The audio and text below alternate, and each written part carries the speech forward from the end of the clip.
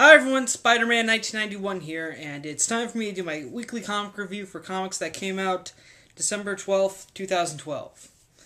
Alright, before I get into the comics this week, I want to talk about some freebies I got yesterday from the comic book store from Marvel. First off, Marvel's doing their annual calendar for next year. So basically, the 2013 calendar, it basically just features pretty much just all the covers from the Marvel Now series. It's not bad. It's a free calendar, and I think it's great that Marvel does release these at the end of the year because I think it's a nice little early Christmas present. And another thing Marvel released was their second set of previews for the second wave of Marvel Now series. In here we have previews for Avengers, which came out Avengers #1, which came out last week. New Avengers, Cable and X-Force, Avengers Arena, Thunderbolts, and the Superior Spider-Man. But I want to point out that the Superior Spider-Man preview, it doesn't give us any information about who the new Spidey is. Doesn't. Continuing Young Avengers, Morbius, and Savage Wolverine. So yeah, pretty much some sneak previews of a few pages of series that are coming out in both December, and next month, January. So yeah, these are just both the calendar and the previews thing are both free, so you can get them. Decide whether or not to get them, but I would highly recommend them, especially if you're going to check out some Marvel Now series in both December and January. Okay, now for the actual comic books. Switching away from Marvel, we're going to DC. Superboy number 15. And just like it says on the cover, Superman gives Superboy his armor, because when Superman takes Superboy back to the Fortress of Solitude, he runs some tests, figures out that whatever damage Hell did to Superboy, it's destabilizing his body, and so Superman figures out that his body will heal, but needs a stable environment in order to do that. So Superman figures his armor would make the perfect solution to this problem. So he gives Superboy his armor, and at first Superman's not sure whether or not it's going to work, but fortunately it does, and it leads Superman to realize, okay, this kid's obviously a clone of me. His Kryptonian DNA comes from me. And after Superboy gets the armor on, we learn that it basically, while it cuts his tactile telekinesis, it also somehow increases his physical strength. Like, he still has his tactile telekinesis isn't as powerful anymore, but he still has a super strength, and I think he might have the ability to fly, or at least leap, or super leap. And so after Superman gives Superboy his armor and changes his outfit, and he talks to Superboy for a bit about how they need to stop Hell, and that they should probably work together. And of course, Superboy's a little uneasy because of the subconscious programming nowhere put in his brain, which we saw in Superboy number 0. But Superboy and Superman do form something of an alliance, and right when they do that, Hell shows up in the fortress and kicks him out. Like, he just basically throws him out, and that's what happens. Okay, Hell on Earth. Well, this is pretty much the first official meeting of Superman and Superboy. And right now, they're kind of I'm glad that they're starting to plant the seeds of their relationship. And I didn't expect it to be all like, oh, hey, we should team up. Cool, man. Now we're best friends. No, this is something that's not going to be rushed, but it might be established over time. And I think this might be, Superboy, learning to trust Superman and sort of, realizing that and kind of fighting back at the programming nowhere put in his brain. So, yeah.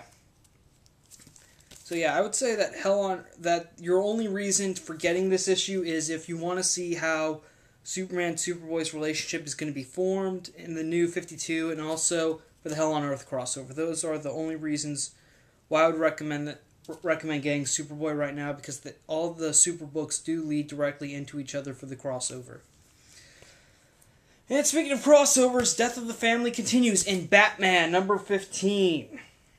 All right, after Batman's confrontation with the Joker at near Gotham River, Batman tries to fight the Joker, but Joker thought ahead, poisoned him with some toxin, winds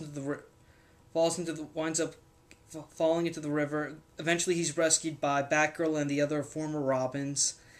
And back at the cave, Bruce reveals to everyone, the Robins and Batgirl, the origin, pretty much what the Joker was talking about when he referred to Batman's little secret. And apparently back in Batman's early days when he first fought the Joker, when Joker was trying to poison the water supply, after their little adventure, Batman checked the site. There was no body. Then eventually went back to the Batcave. And a few hours after he had some sleep, he went back down and discovered a Joker card near the Batboat. And so now everyone's skeptical. They think that the Joker may have found a way into the Batcave. And this was, again, in the early days. Batman, I don't think, was secure, but he did say that he had the card tested in almost every possible way, and there was nothing that could have led the Joker to finding the cave. And he kept a replica, and the giant Joker card that you see in the Batcave is a replica of that card that he made just as a reminder to always, stay one step ahead. And so Batman gives his colleagues a little warning saying that now Joker's definitely going to be coming after them and everything they love, so be prepared. Then he goes and tracks down a lead, which is one of the guards at Arkham, and that leads him to Arkham Asylum, where the Joker is planning his big celebration. Alright, I'm enjoying Death of the Family. No question about it. Scott Snyder is still doing an amazing job on Batman, and I do like how there is some sort of mistrust with Batman's allies, because when Batman tells him that the Joker that would have been possible, that the Joker card, everyone starts to be skeptical that maybe the Joker actually did figure out, that's how the Joker knows. But Batman, he denies it. But everyone else, they're like, okay, you have to think about, at least consider this. I mean, so it does seem like what Joker said, how he said that Batman would eventually lead to their deaths. Well, that could happen since the seeds of mistrust are being planted in a way.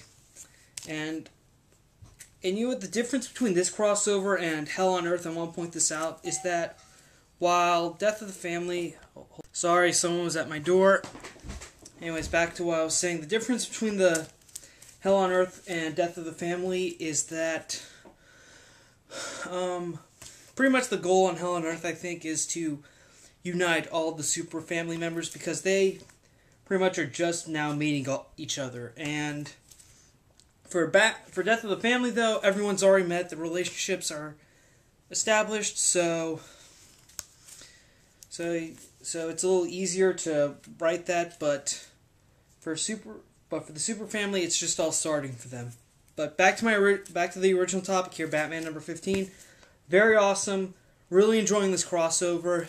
If you aren't reading this, I have no idea why. This is pretty much the one DC book everyone can agree that's awesome. Also, I'm pretty sure all the crossovers for Death of the Family that's going to happen in Nightwing, Batgirl. Actually, I think it already happened in Batgirl. So Nightwing, Teen Titans, Red Hood, they're all going to happen. They're all going to start this month. So you may want to check those out if you can afford them. But still, the main story will be told in Batman. It's still awesome. I would definitely recommend this to everyone. Okay. Now we're going to get into Marvel. First off, Amazing Spider-Man 699.1. Pretty much this is just focused on Morbius. This is just an introduction. This is pretty much a little bit of information that tells you that Morbius broke out of the raft after Dr. Octopus. And more about Morbius's past is revealed in this. Basically, this is just a tie-in to the whole Morbius living vampire series that's going to be released in January. So, if you're going to check that out, I would recommend this. If not, you can pass, because there is no reason for you to get this, especially not for 700, because there is no correlation to that at all. So, yeah. Alright, now Scarlet Spider number 12. After what happened so after what happened to Kane during Minimum Carnage and everything, he's just pretty much officially ready to give up. He's packed up his bag. He's getting ready to leave for Mexico and give up being the Scarlet Spider. But then suddenly there's the hotel he's been staying at since issue 1 gets attacked by robbers. And so basically with some encouragement from his friends, Kane sobers up and he changes into his suit, kicks some ass, and saves the day. And afterwards, though, Kane does sort of reflect on what how his life has changed since becoming a superhero, and he's realized that he has sort of a family, he has people who care about him, and he has this great life. So, he's really happy about it now. And just as he's realizing this, a letter is delivered to the hotel from Julia Carpenter, addressed to Kane. So yeah, there's something big Julia wants to tell Kane.